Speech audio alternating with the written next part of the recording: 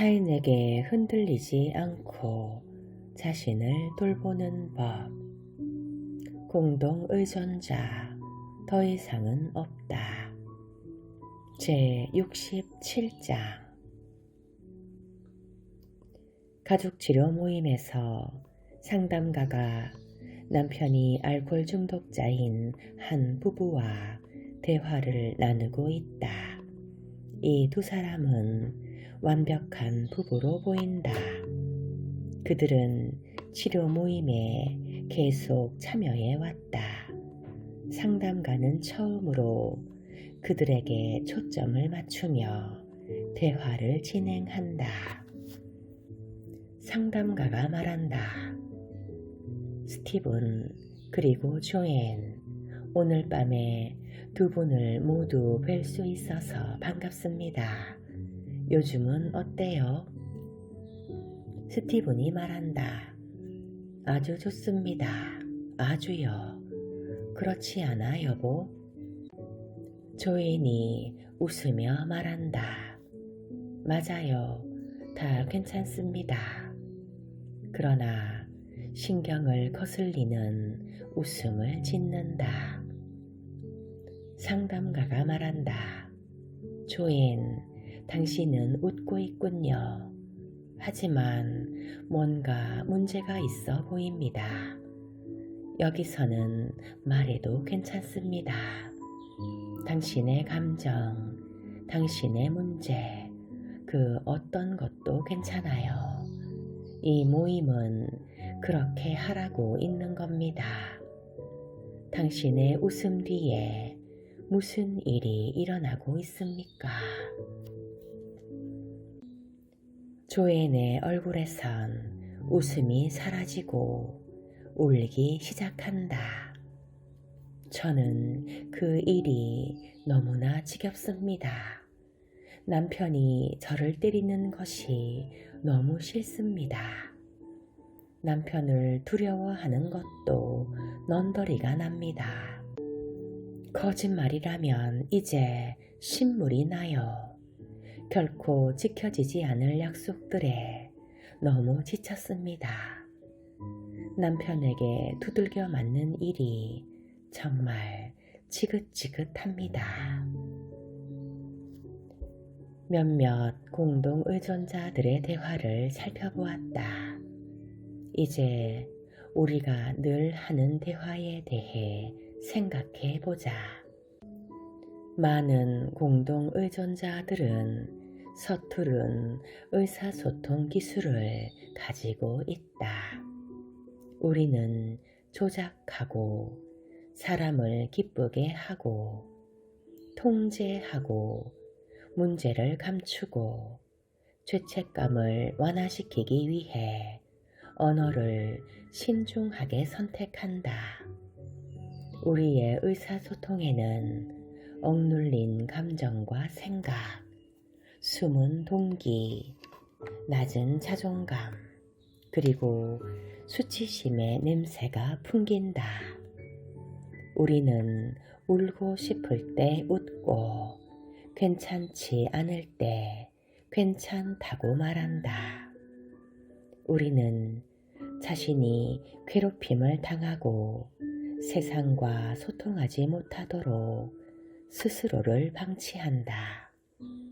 우리는 종종 부적절하게 반응한다.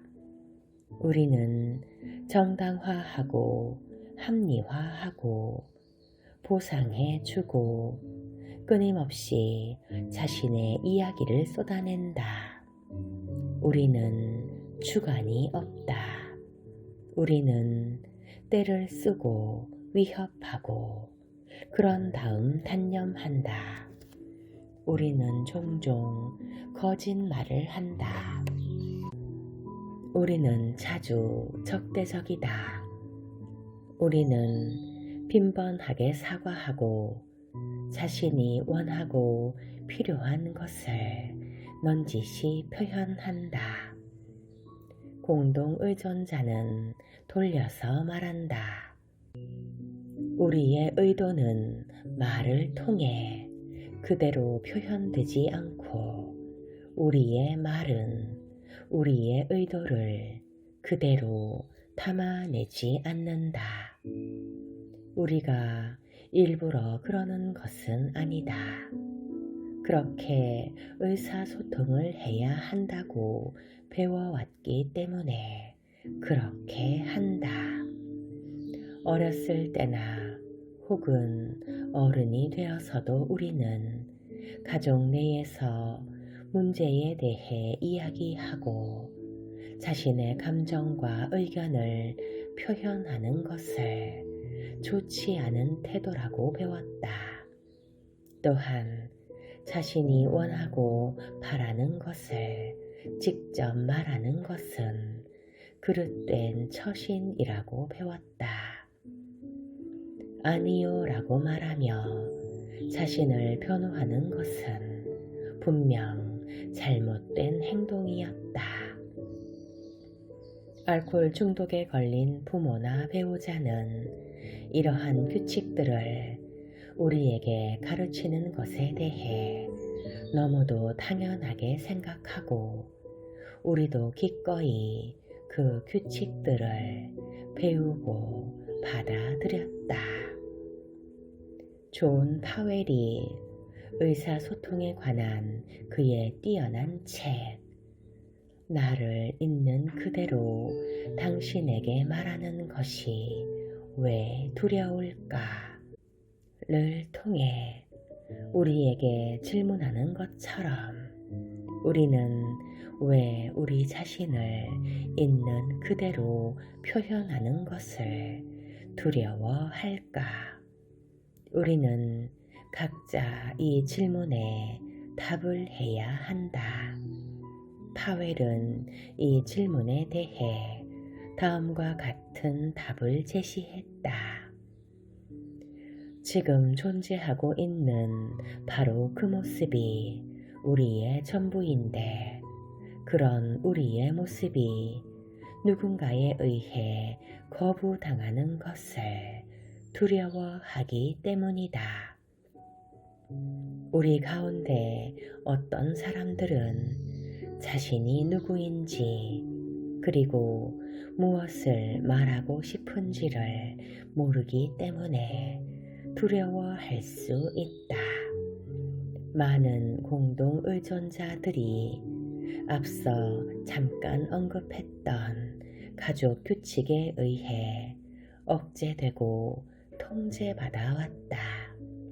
어떤 공동 의존자들은 자기 자신을 보호하고 생존하기 위해 가족 규칙을 따라야 하기도 했지만 나는 대부분의 공동 의존자들이 자신의 진정한 모습을 좋게 여기지 않기 때문에 자신을 있는 그대로 다른 사람에게 표현하는 것을 두려워한다고 생각한다. 우리 가운데 많은 사람들은 자신을 좋아하지도 않고 신뢰하지도 않는다. 우리는 자신의 생각과 감정을 신뢰하지 않는다. 우리는 자신의 의견이 아무짝에도 쓸모가 없다고 생각한다. 자신에게는 아니요 라고 말할 권리가 없다고 생각한다. 우리는 자신이 원하고 필요로 하는 것이 무엇인지 그것을 정확히 모른다. 그것이 무엇인지를 안다고 해도 우리는 그것을 누리는 것에 대해 오히려 죄책감을 느끼고 솔직해지지 않을 것이 분명하다. 우리는 자신이 가진 여러 문제들 때문에 수치심을 느끼기도 한다. 많은 공동 의존자들은 문제를 정확하게 파악할 수 있는 자신의 능력조차 신뢰하지 않으며 다른 누군가가 그게 아니야 라고 말하면 우리는 자신의 의견을 애써 무시하면서까지 그 사람의 의견을 그대로 받아들인다. 의사소통은 우리가 이해할 수 없는 수수께끼 같은 것이 아니다. 우리가 사용하는 말은 우리가 누구인지를 드러낸다. 다시 말해, 우리가 사용하는 말은 우리가 생각하고 판단하는 것, 우리가 느끼고 가치를 두는 것, 우리가 존중하고 사랑하는 것, 우리가 싫어하고 두려워하는 것, 우리가 소원하고 갈망하는 것, 우리가 믿고 전념하는 것이 무엇인지를 표현한다. 만약 우리가 자신을 자신의 삶과 어울리지 않는 부적절한 존재로 인식한다면 우리의 의사소통은 그것을 그대로 반영할 것이다. 우리는 자신이 옳다고 생각하는 방식대로 다른 사람을 판단한다. 그런데 그 방식이란 분노를 느끼고 상처를 받고 두려워하고 죄책감을 느끼고 욕구 불만에 시달리고 다른 사람에 의해 통제당하며 살아가는 부정적인 태도들 뿐이다.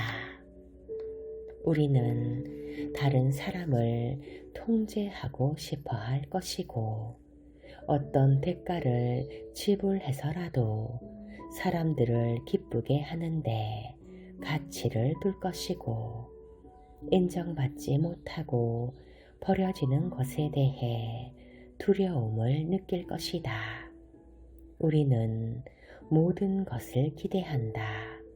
하지만 우리가 억지로 무언가를 하지 않는다면, 그리고 다른 사람의 감정과 행동에 대해 우리가 헌신적으로 책임을 지지 않는다면 우리는 스스로 나는 그 어떤 것도 받을 수 없는 가치 없는 존재야. 나는 아무것도 얻지 못할 거야. 라는 생각을 해버린다. 우리의 마음은 부정적인 감정과 생각으로 꽉 차 있다.